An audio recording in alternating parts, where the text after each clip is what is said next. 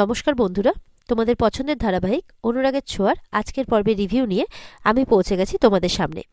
Bangla serial সমাচারে তোমাদের সবাইকে স্বাগত জানিয়ে আজকের পর্বের রিভিউ আমি শুরু করছি। শুরুতে দেখতে পাচ্ছি রূপা তো বাবার এরকম অবস্থা দেখে খুব দুঃখ পেয়েছে। বলছে, বাবা তোমার এরকম অবস্থা কি করে? তখন সূর্য তার মেয়েকে বুকে জড়িয়ে ধরে বলছে, এবার ভালো হয়ে যাবো রে মা, তুই ফিরে এসছিস, এবার আমি ঠিক ভালো হয়ে যাব। তখন রত্নাদেবী বলছে, হ্যাঁ হ্যাঁ তুমি ভালো হবে, হাঁটবে, চলবে, দৌড়বে, সব করবে, সবই ঠিক আছে, কিন্তু এই মেয়েটাই কি রূপা? তখন দীপাকে বলছে আর কি, বলে না আমাকে আসলে কেউ বলে না দিলে তো আমি বিশ্বাস করতাম না। তখন কাকিয়া বলছে, তুমি চিনলে কি করে যে এই রূপা? তখন দীপা বলছে, মায়ের মন কি আর মেয়েকে চিনতে ভুল করে? তবে ওকে ফিরে পাওয়াটা এতটা সহজ ছিল না, বলবো, সবটা বলবো তোমাদেরকে। তখন কাকিয়া বুঝতে পারে ঠিক আছে। এরপর রূপা দাদুভাইয়ের সাথে গিয়ে দেখা করে। তখন সূর্যের বাবা বলছে, এইভাবে কেউ বাড়ি ছেড়ে চলে যায়? একবারও কি আমাদের কথা মনে পড়েনি? জানতে ইচ্ছে করেনি যে আমরা কেমন আছি? এরকমটা আর আর কখনো করবে না, এই বলে বুকের সঙ্গে জড়িয়ে নেয় রূপাকে। রূপাও কাঁদছে। এরপরে রূপা যায় সূর্যের কাকিয়ার কাছে। তখন কাকিয়াও তাকে আদর করে বলছে যে কত বড় হয়ে গেছে মেয়ে, আর দেখেছো কত শান্তও হয়ে গেছে। সূর্য বলছে, হ্যাঁ সেটা তো হওয়ারই আছে, কত বড় হয়ে গেছে দেখছো না? তখন রূপা সোনাকে বলছে, হিংসুকুটিও তো কত সুন্দর হয়ে গেছে। দীপা তখন বলছে, হ্যাঁ আর আগের মতো হিংসেটাও নেই। তখন দাদুভাই বলছে, হ্যাঁ এটা এবার বোঝা যাবে, কারণ এবার এতদিন তো রূপা দিদিভাই ছিল না, এবার ফিরে এসেছে, এবার বোঝা যাবে যে সোনার হিংসেটা আছে না নেই। তখন তো সোনা হাসছে এই কথাটা শুনে। সোনা রূপাকে বলছে, হ্যাঁ শান্ত তো হবেই, ও তো বরাবরই বড়দের মতোই ছিল, তাই এখন একটু ম্যাচিওর হয়ে গেছে বেশি। এদিকে রূপা এবার যায় উর্মির কাছে। বলছে, কাকিয়া তুমি কি এখনো আমার উপরে রাগ করে আছো? উর্মির মুখে তো কোনো হাসি নেই। ইতিমধ্যে পেছন থেকে জয় আসে, বৌদিদি, চিৎকার করে যে, বৌদিদি তুমি 10 লক্ষ টাকা কোথায় খরচ করেছো? আমাদের ফান্ডে যার কোনো টাকা নেই, এভাবে তুমি কিভাবে করতে পারলে? তখন দীপা বলছে, রূপাকে ফিরিয়ে আনতে আমাকে আশ্রমে ডোনেট করতে হয়েছে। বলে, কি তা বলে এতগুলো টাকা? উর্মি বলছে, তুই আমাদেরকে এইভাবে পথে বসালি, ফান্ড জিরো করে দিলি। তখন দীপা বলছে, এই টাকাগুলো আমি কষ্ট করে ইনকাম করেছি, আমি ঠিক ব্যবস্থা করে দেব। রূপা বলছে, তুমি চিন্তা করো না কাকাই, আমি যখন এসে গেছি আমি ঠিক সব ব্যবস্থা করে দেব। তখন বলছে, কাকাই তুমি আমাকে দেখে খুশি হওনি? জয় বলছে, এতগুলো বছর তুই কোথায় ছিলি? হ্যাঁ অবশ্যই তোকে দেখে খুশি হয়েছি, আসলে ফান্ডের এতগুলো টাকা। তখন রূপা তো আবার বলছে, আমি সব ব্যবস্থা করে দেব। তখন দীপাকে জয় বলছে, আমার তো কিছু কন্ট্রিবিউশন ছিল সেখানে, তো তুমি আমাকে একবার বলবে না? তখন তাদের বাবা বলছে, মানে সূর্য আর জয়ের বাবা, তোদেরকে বলেছি টাকা নিয়ে কোনো চিন্তা করতে হবে না, সব ব্যবস্থা হয়ে যাবে। সূর্য বলছে, কি হয়েছে, টাকা লাগবে তো, টাকা বলছি তো আমি দিব, তো কেন এরকম উল্টোপাল্টা কথা বলছিস? তখন জয় বলছে, না আসলে ফান্ডের এতগুলো টাকা। এই সমস্ত কথা হতে হতে কিন্তু উপর থেকে সেই লাবণ্য বলে ছোট মেয়েটি নেমে আসে। বলে, উফ তোমাদের চিৎকারে আমার স্লিপসটাই ভেঙে গেল। তখন তো দীপা তাকে দেখে অবাক, আর সব থেকে বেশি যে অবাক হয়েছে জয়, মনে হচ্ছে যেন ভয় পেয়ে গেছে। দীপা বলছে, ওকে? বলছে, উফ কতবার বলবো যে আমি লাবণ্য সেনগুপ্ত। এটা শুনে তো রূপা দীপা দুজনেই অবাক হয়ে যায়। রূপা বলছে, কে ও? একদম আমার মতো করে সেজেছে, এত মিল আমার সাথে। দীপা আবার বলছে, তুমি লাবণ্য সেনগুপ্ত? বলে, হ্যাঁ। বলছে, ও পচা দিদার মেয়ে। উর্মিকে বলছে, একটু মিল্ক পাওয়া যাবে গো, একটু দাও না এনে আমাকে। রত্নাদেবী বলছে, ওই যে আবার শুরু হয়ে গেল, জল দাও, দুধ দাও, খাবার দাও, বাতাস করো, একের পর এক ফাই ফরমাস, আর আমার মেয়েটা শুধু শুধু খেটে খেটে মরছে, এইভাবে বলছে আর কি। মেয়েটি বলছে, আমি তো বেবি, আমি খেতে চাইবো না, খুব খিদে পেয়েছে, একটু খেতে দাও না গো। দীপা তো তখন হাসছে। তারপর মেয়েটির কাছে যাই। দীপা বলছে, তোমার বুঝি খিদে পেয়েছে? সূর্য বলছে যে কালকে ও হঠাৎ করে এসে গেছে বাড়িতে। দীপা বলছে, হঠাৎ করে? বলে, হ্যাঁ। এরপরে মেয়েটি বলছে যে, আমাকে দুধের মধ্যে একটু কফি মিক্স করে দেবে না, না হলে না আমার খুব গন্ধ গন্ধ লাগে। তখন সোনা মনে মনে ভাবছে, এরকমটা তো কাকাই আমাদেরকে শিখিয়েছিল। তখন দীপা বলছে, আচ্ছা ঠিক আছে, আমি তোমার জন্য স্পেশাল কফি মিল্ক বানিয়ে এনে দিচ্ছি। এই বলে দীপা চলে যায় বাচ্চাটির জন্য দুধ বানাতে। সূর্য বলছে, দেখেছিস রূপামা, কত মিল তোর সাথে ওর। এদিকে তো সূর্যের কাকিয়া বলছে, আচ্ছা এইভাবে একটা বাচ্চা মেয়ে বাড়িতে চলে এলো, সারা রাত কাটিয়ে দিল, আমাদেরকে তো পুলিশে ইনফর্ম করতে হবে। মেয়েটি বলছে, আবার পুলিশ? সূর্য বলছে, না না, পুলিশের কাছে দেওয়া যাবে না, না হলে ওকে হোমে পাঠিয়ে দেবে। জয় দেখছি খুব ভয় পেয়ে আছে। মেয়েটি বলছে, ভালো ছেলেটাই শুধু ভালো, আর কেউ ভালো নয়, সবাই পচা। ইতিমধ্যে দীপা দুধ বানিয়ে নিয়ে চলে এসেছে। এরপরে তো দীপা বাচ্চাটিকে দুধ খাইয়ে দিচ্ছে। বলে, দেখো তো পছন্দ হয়েছে কিনা। বলে, খুব ভালো। বলে, আচ্ছা তোমার বাড়ি কোথায়? বলছে, বাড়ি জানি তো, রাস্তায়। তখন তো সবাই আর কি বলবে। তখন বাচ্চা মেয়েটি বলছে, আচ্ছা তোমার গায়ে কি সুন্দর মা মা গন্ধ। বলে, তোমার মা কোথায়? দীপা বলছে। বলছে, মা? বলছে, মা বিউটিফুল, এইভাবে বলছে। তখন তার কথায় হাসবে না কি করবে, কে আর কি করবে, সবাই চুপ করে আছে, তার কথাই শুনে যাচ্ছে।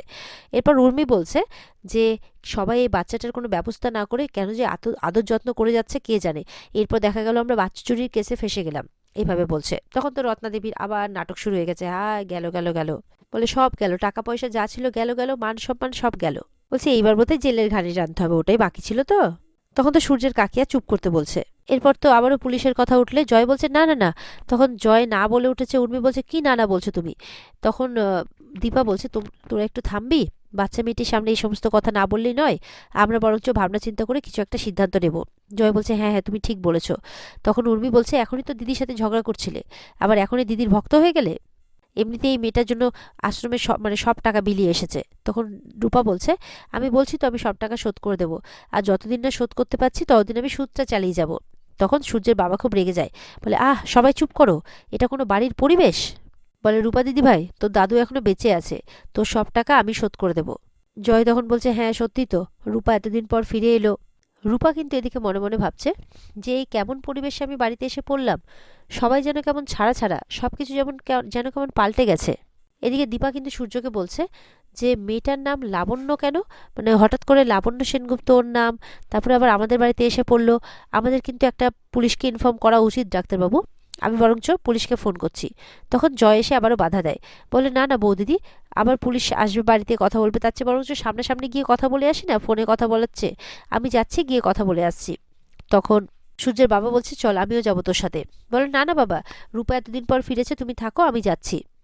এরপরে সূর্য বলছে দাঁড়া, মেয়েটার একটা ছবি তো নিয়ে যা, পুলিশকে কি দেখাবি। তখন জয় তাড়াহুড়ো করে ছবি নিয়ে বেরিয়ে যায়। ওইদিকে দীপা মনে মনে ভাবছে জয়কে এতটা অস্থির কেন দেখাচ্ছে। এদিকে জয় বাইরে এসে কাউকে একজনকে ফোন করছে, সম্ভবত বাচ্চাটির মাকে। বলে সুইচ অফ কেন, এই সব কিছু ইচ্ছে করে করছে, ইচ্ছে করে বাচ্চা মেয়েটিকে আমার এখানে পাঠিয়ে দিয়েছে।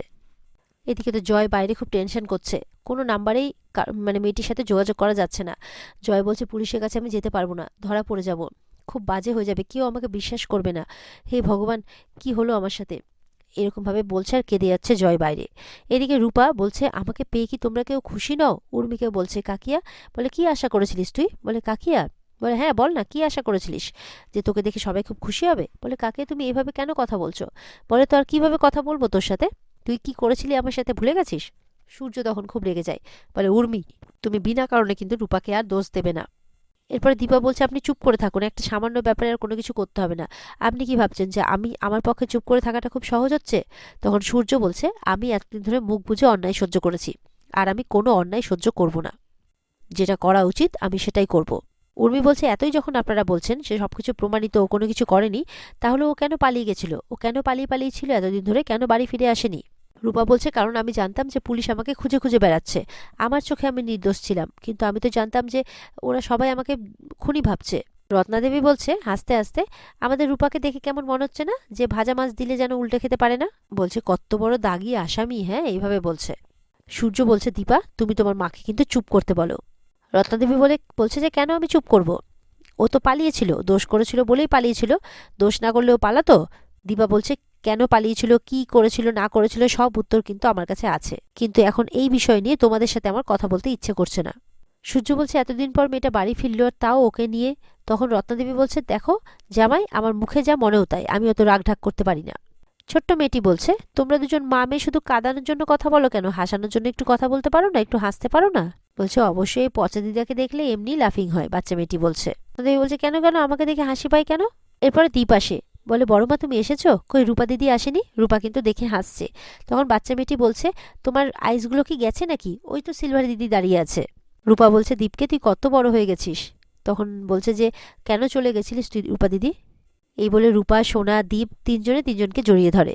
তখন বাচ্চা মেয়েটি বলছে আরে এখানে একটা কিডস আছে, তাকে তোমরা দেখছো না? তখন দীপ মেয়েটিকে কোলে নেয়। রত্নাদেবী বলছে এখন এই সব কিছু কথার মাঝে কিন্তু একটা কথা সত্যি, যে এই বাড়ির উত্তরাধিকার হচ্ছে জলজান্ত আমার উর্মির ছেলে দীপ। সূর্য বলছে এখন আমি আর কোনো কথা বলতে পারছি না। ইতিমধ্যে এই কথাবার্তা হতে হতে দেখা যাচ্ছে রেস্টুরেন্ট থেকে দুজন এসেছে, বলছে যে দিদি সব শেষ হয়ে গেছে, রেস্টুরেন্ট ক্লাউড কিচেন সব শেষ হয়ে গেছে। দীপা শুনে অবাক, বলে কি কি বলছো তোমরা? আর এখানে আজকের পর্ব শেষ হয়ে যায়। তো বন্ধুরা এই ছিল আজকের পর্বের রিভিউ। ভালো লেগে থাকলে অবশ্যই পর্বকে লাইক, কমেন্ট আর আমাদের চ্যানেলকে সাবস্ক্রাইবটা করতে ভুলবে না। আর পর্বের ফুল এপিসোড দেখতে অবশ্যই তোমরা স্টার জলসার পর্দায় চোখ রাখবে।